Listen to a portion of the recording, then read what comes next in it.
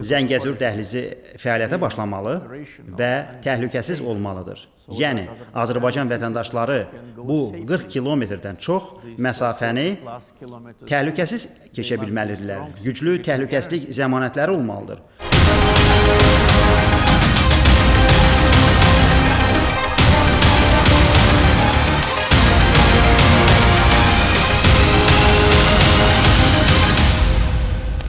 Torpaqları deyil, millətləri, gələcəkləri birləşdirən bir yola çıxırıq.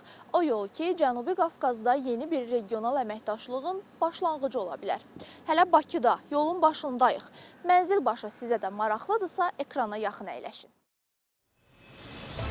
Qədim və əzəli torpaqlarımıza gedirik. Tikintisinə 2021-ci ildə başlanılan və Zəngəzur dəhlizinin əsas tərkib hissəsi olan Horadiz-Ağbənd dəmir yolu ilə tanış olmaq üçün. Əvvəlcə onu deyə bilərəm ki, bu yolda Azərbaycan ilklərə imza atıb. Ən uzun dəmir yolu tuneli, ən uzun dəmir yolu körpüsü, çətin relyefli şəraitdə və minalı ərazilərdə təhlükəsiz yol. Horadiz-Ağbənd dəmir yolu xəttinin ümumi uzunluğu 110,4 kilometrdir. Marşrut boyunca Horadiz, Yuxarı Mərcanlı, Şükürbəyli, Sultanlı, Qumlaq, Həkəri, Mincivan, Bartaz və Ağbənd stansiyalarının inşası nəzərdə tutulub. 4 il ərzində layihələndirmə işlərinin 84, tikinti quraşdırma işlərinin isə 67%-i başa çatdırılıb. Hazırda sizə ölkənin ən uzun dəmir yolu tunelindən xəbər verirəm. Belə ki, biz hazırda Horadiz-Ağbənd dəmir yolu tunelindəyik.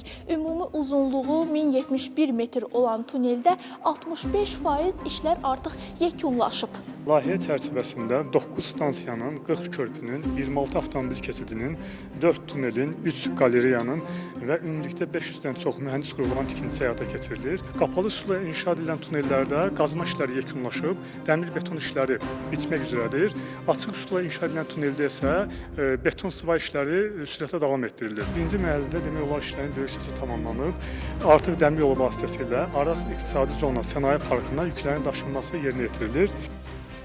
Zəngəzur dəhlizinin reallaşması mahiyyət etibarilə şimal-cənub dəhlizinə yeni istiqamət açır. İllik təqribən 15 milyon ton yük ötürmə qabiliyyətinə malik Horadiz-Ağbənd dəmir yolu xəttində isə bugün 500-dən çox texnika, yüzlərlə canlı qüvvə son sürətlə çalışır. Təhlükəsizlik qaydalarına əməl edilməklə və son sürətlə aparılan işlərin bir amalı var: verilən sözə sadiq qalmaq. Dəmir yolu xəttində işlərin 2026-cı ildə başa çatdırılması planlaşdırılır.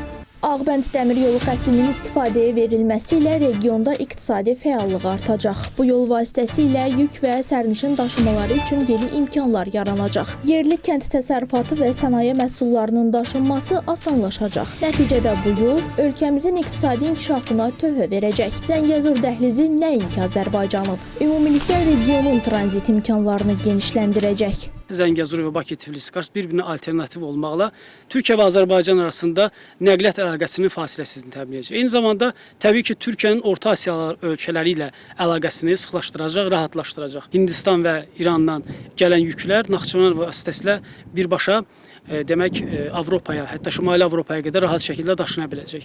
Dəmir yoluna paralel olaraq dəhlizin tərkib hissəsi, ümumi uzunluğu 123,6 kilometr olan Əhmədbəyli Horadiz-Mincivan-Ağbənd avtomobil yolu da yeni görkəm və keyfiyyətlə hazırlanır. İşlərin 95%-i artıq icra olunub. Gələn ilin yazında yekunlaşacaq.